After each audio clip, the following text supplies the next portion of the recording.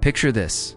Dawn breaks over a sprawling metropolis, its glass towers catching the first light of morning, yet already the city pulses with an electric anxiety that never sleeps.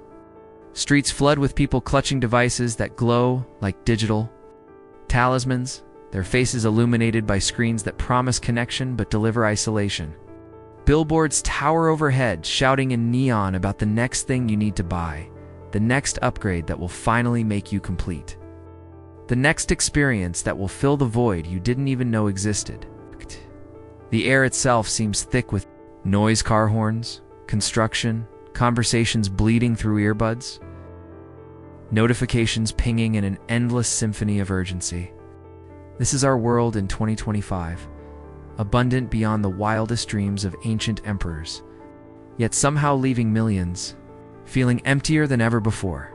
But imagine now, if you will, stepping away from this chaos into a different space entirely. A room with white walls, a single wooden table, a chair, perhaps a book lying open. Sunlight streams through an unadorned window, casting simple shadows across the floor. The silence here isn't empty, it's full, pregnant with possibility, with the profound peace that comes not from having everything, but from needing nothing that you don't already possess. In this space, your mind can finally breathe, can finally hear its own voice above the digital din. This is the space that the ancient Stoics understood, and it's the same space that modern minimalists seek to create. It is here, in this intersection of ancient wisdom and contemporary need, that we discover something extraordinary. The Stoics of ancient Rome and Greece weren't just philosophers, they were the first minimalists. Marcus Aurelius, the philosopher emperor who ruled over the most powerful empire in human history, wrote in his private journal, "Remember that very little disturbs the balance of life, once you have learned to live within yourself." Here was a man who could have owned anything, commanded anyone, indulged in every luxury imaginable, yet he chose to find his wealth in wisdom, his treasure in virtue, his palace in the sovereignty of his own mind. When we look at his meditations today, we don't find a man consumed with the trappings of power, but someone who understood that true freedom comes from liberation from want itself. "It never ceases to amaze me," he reflected. "We all love ourselves more than other people, but care more about their opinion than our own." How perfectly this captures our modern predicament, where we accumulate possessions not for our own joy, but to project an image to others who are themselves trapped in the same exhausting performance. Seneca, the wealthy advisor to emperors, understood this paradox from the inside.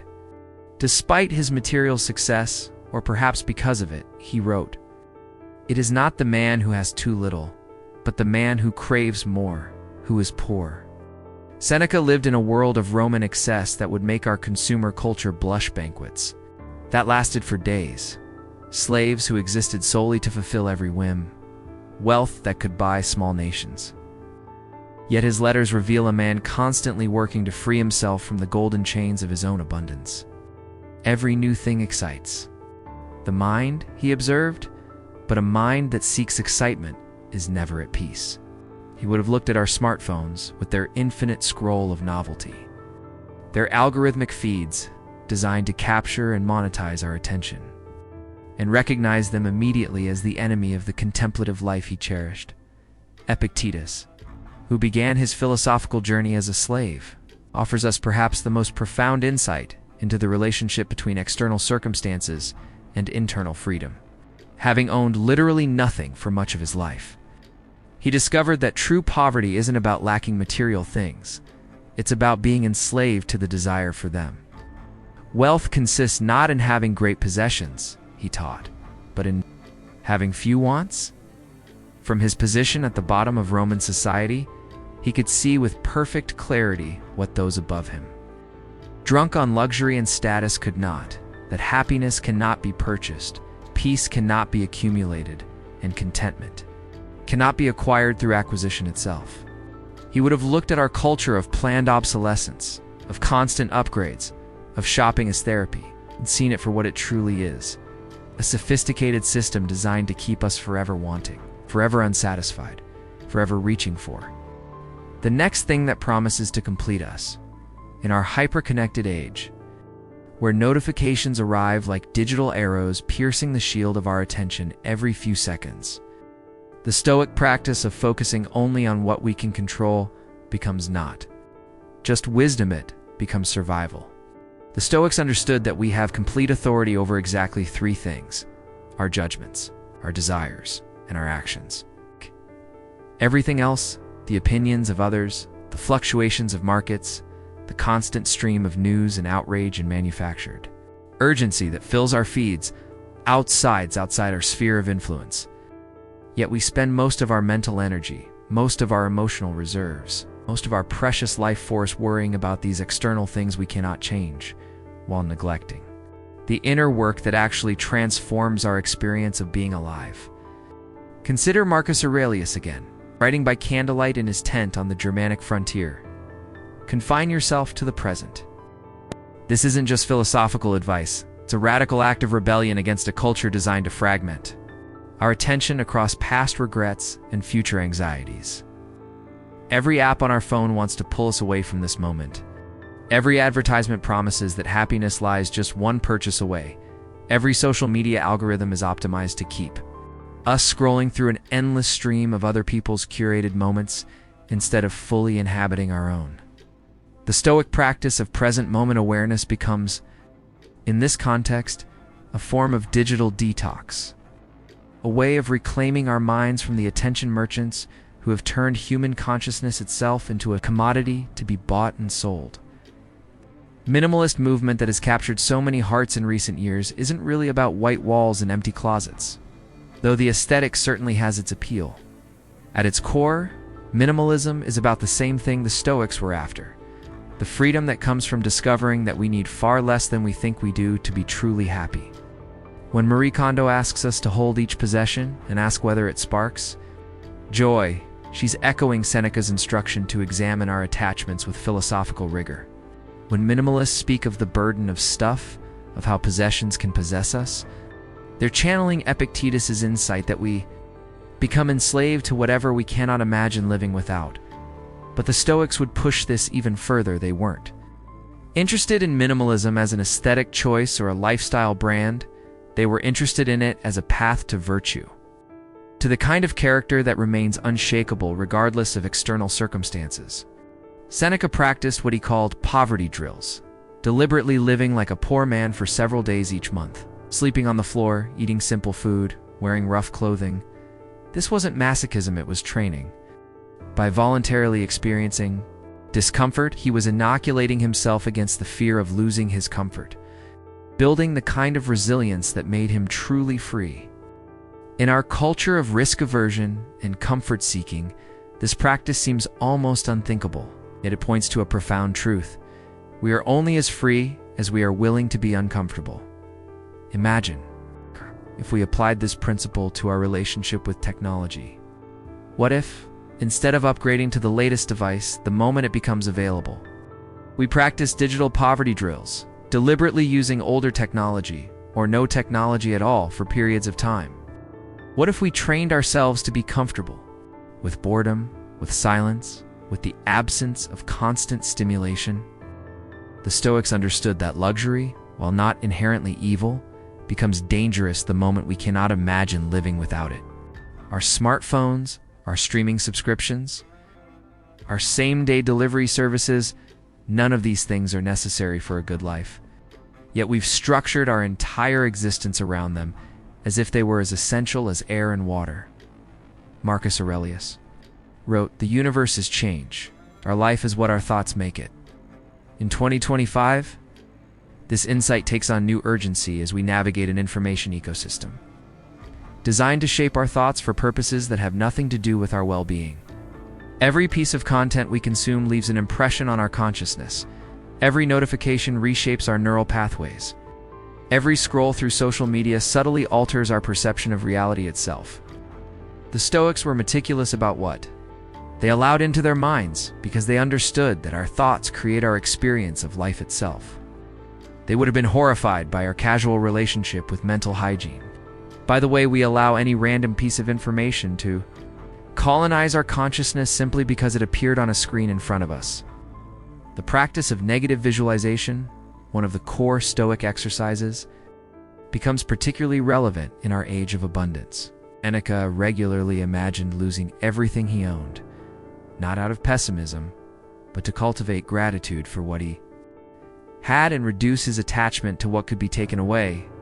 In a world where we're constantly exposed to images of people who seem to have more than us, who seem happier, more successful, more attractive, more fulfilled, this practice offers a profound antidote to the comparison trap that social media sets for us.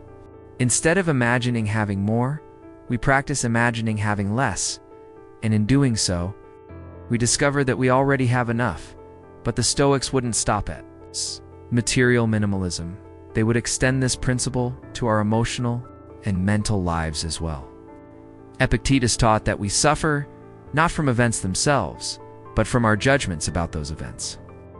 In our current moment, where outrage has become a form of entertainment and anxiety has become a lifestyle, this teaching offers a path to profound peace. The news cycle that keeps us in a state of perpetual agitation. The social media feeds that algorithmically amplify the most emotionally reactive content. The constant stream of things to be worried about, angry about, afraid of. All of this falls into the category of things outside our control. The Stoic minimalist would approach this information overload the same way they approach material clutter, by asking what truly serves their ability to live virtuously, and eliminating everything else. This doesn't mean withdrawing from the world or becoming indifferent to suffering. The Stoics were deeply engaged with their communities, their families, their responsibilities. Marcus Aurelius didn't retreat to a monastery, he ruled an empire. Seneca didn't abandon wealth, he used it wisely. Epictetus didn't stop teaching, he dedicated his life to helping others find freedom. They did so from a place of inner abundance, not inner scarcity. They engaged with the world not because they needed it to complete them, but because their completion allowed them to serve it more effectively. In our age of performative activism and virtue signaling, the Stoic approach to social engagement offers a refreshing alternative. Instead of broadcasting their opinions for social approval, they focused on embodying their values in their daily actions, instead of consuming endless amounts of information about problems they couldn't solve. They concentrated their energy on the specific ways they could make a positive difference within their sphere of influence. This is minimalism applied to social consciousness, cutting through the noise of outrage culture to focus on the quiet, consistent work of actually making the world better. The Stoics also understood something that our therapeutic culture often misses, that not all suffering should be eliminated, and not all comfort should be pursued. They made a distinction between preferred and different things like health, wealth, and reputation that are generally preferable, but not essential for a good life, and the one thing that truly matters, our character. Seneca wrote, "Every man's got to figure to live his own life," but he meant this in the deepest possible sense, that the quality of our existence is determined not by what happens to us, but by who we choose to be in response to what happens to us. This perspective would revolutionize how we approach the wellness industry that has grown up around minimalism and mindfulness. Instead of pursuing these practices to feel better, more peaceful, more optimized, the Stoics would pursue them to become better, more virtuous, more resilient, more capable of serving something larger than themselves. The difference is subtle but profound. One approach treats philosophy as a tool for personal enhancement, while the other treats it as a way of aligning ourselves with the deepest truths about what it means to be human as we stand at this moment. In history, surrounded by more choices than any generation before us, overwhelmed by more information than any human mind was designed to process, tempted by more distractions than any soul can resist, the wisdom of the Stoics offers us a different way forward. They show us that true wealth consists not in having everything we want, but in wanting nothing we don't have. They demonstrate that real freedom comes not from unlimited options, but from the discipline to choose wisely among the few things that truly matter. They prove that lasting peace is found not in perfect circumstances, but in the cultivation of a mind that remains serene regardless of circumstances. The minimalist movement, at its best, is helping people rediscover these ancient truths in contemporary language. When someone clears out their closet and discovers they feel lighter, they're experiencing what Seneca meant when he wrote about the burden of possessions. When someone turns off their notifications and finds their mind becoming calmer, they're practicing what Marcus Aurelius meant by confining themselves to the present. When someone learns to find joy in simple pleasures rather than expensive entertainments, they're embodying what Epictetus meant by true wealth consisting in few wants. But the Stoics would push us to go even deeper. They would ask us not just to declutter our homes and simplify our schedules, but to examine the very foundations of our desires. They would challenge us to question not just what we own, but why we want to own it. They would invite us to explore not just what we do with our time, but who we're becoming through our choices. They would encourage us to seek not just peace and productivity, but wisdom and virtue in the quiet moments. When the noise of the world finally subsides and we're left alone with our thoughts, we might discover what the Stoics knew all along, that everything we've been seeking outside ourselves was already within us, waiting to be uncovered. The peace we thought we needed perfect circumstances to experience is available right now, in this moment, with things exactly as they are. The joy we imagined required certain possessions or achievements is already here, hidden beneath layers of conditioning and expectation.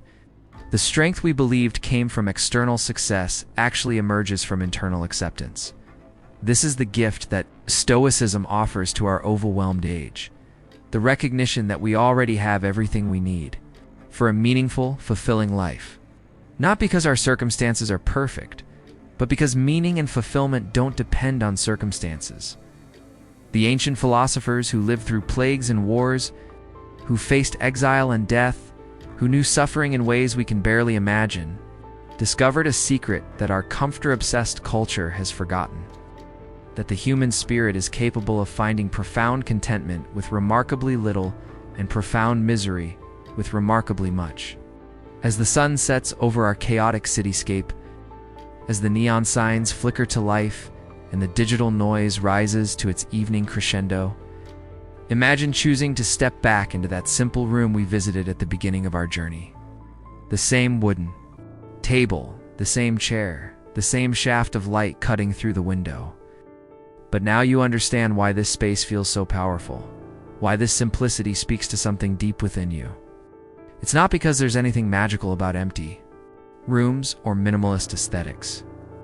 It's because in the absence of distraction, you can finally hear the voice of your own wisdom. In the silence between wants, you can finally touch the peace that was always there, waiting patiently for you to come home. The Stoics of ancient times found this peace in the midst of empires and slavery, of political upheaval and personal tragedy. The minimalists of today are finding it again in the midst of abundance and anxiety, of technological wonder and spiritual confusion. And you can find it too. Not by changing your circumstances, but by changing your relationship to your circumstances. Not by getting everything you want, but by deeply appreciating everything you have. It's not by perfecting your external world, but by cultivating the inner strength that makes you impervious to external chaos. This is the path forward, not backward to some imagined golden age, not forward to some utopian future, but inward to the timeless wisdom that has always been available to every human being who has ever lived. In a world that profits from your dissatisfaction, your restlessness, your endless reaching for more, the choice to be content with enough is not just a personal decision, it's a revolutionary act. It's a declaration of independence from the forces that would keep you forever wanting, forever anxious, forever incomplete. The Stoics understood something that our age is just beginning to remember: that the richest life is often the simplest one. That the freest person is the one who needs the least, and that the strongest soul is the one that has learned to find peace within itself, regardless of what storms may rage outside. In choosing this path, we don't diminish ourselves. We discover who we truly are when all the noise finally falls away, and only the essential remains.